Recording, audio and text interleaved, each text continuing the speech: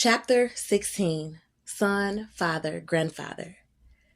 Back at our apartment after Uma was sleeping, I sat down on my bed thinking about my life while holding the new Sony Handycam that Amir and Chris had bought for me. It was the latest model, an HDR XR100.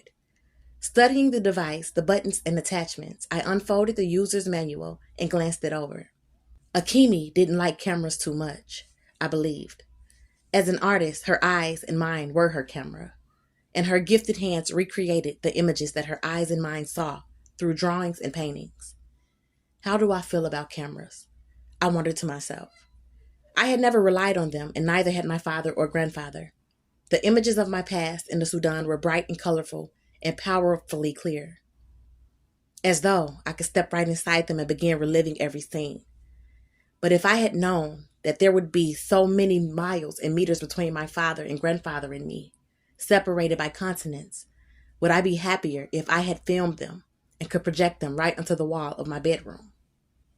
Would Uma be happier if she could see my father on film when she was sitting all alone in her bedroom?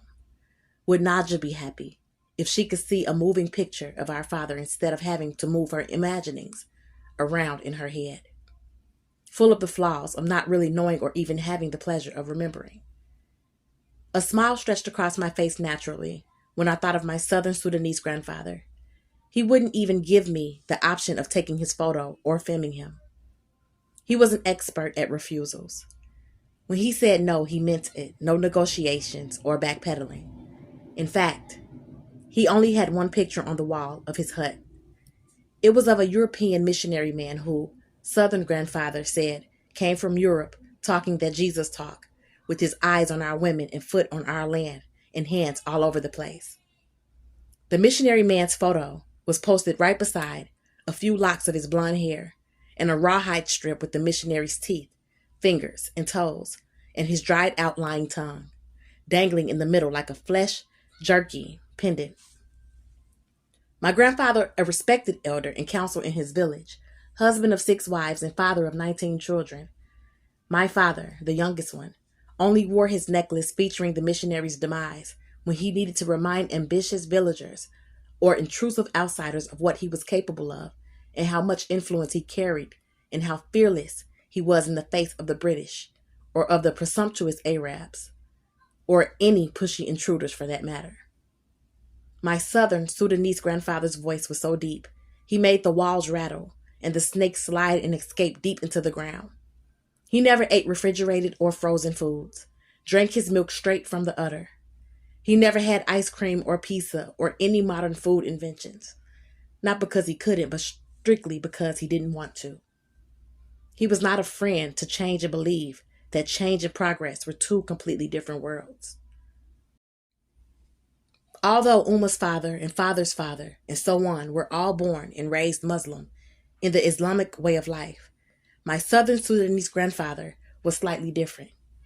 He said that Allah existed from the beginning of time, before Prophet Muhammad, peace be upon him, and the revelation of the Holy Quran. He said that there was a time when man did not need a prophet to tell him and show him what to do. There was a time of real men, Southern grandfather claimed. Then he would hold his hands up as evidence of his claim, as though his palms contained the story of the beginning of civilization. He would show the back of his hands first and then the front. Both sides of his huge hands were black. Even his palms were black, and the lines in his palms even blacker. I am the original black man, not a photocopy.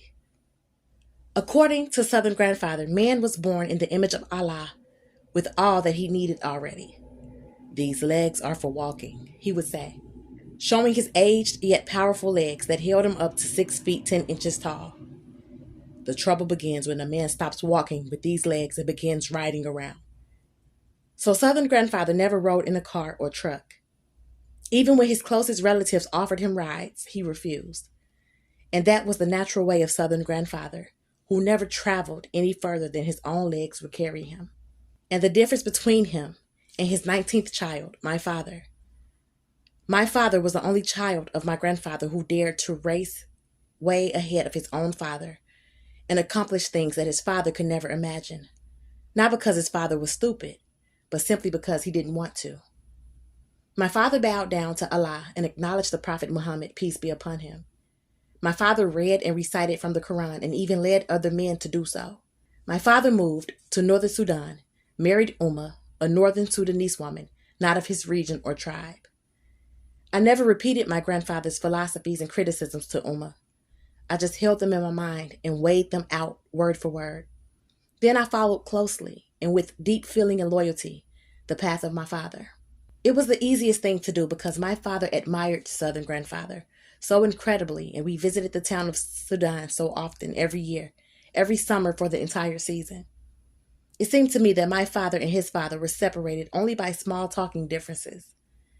I saw both of them bow down to the same and only God, Allah. While everyone everywhere held my father up as a great man, young, brilliant, and influential, a well-educated and well-traveled advisor, my grandfather would say, with sincere concern and certainty, that each generation has become weaker rather than strong. It is a son's job to be better than his father, not more dependent and more useless. When I would watch silently and listen closely, I couldn't imagine how I could possibly ever be a better man than my father or even my grandfather, especially now that I was living in America on this foreign land of foreign ways. I was certain that it was next to impossible. Still, I was doing my best, passionately.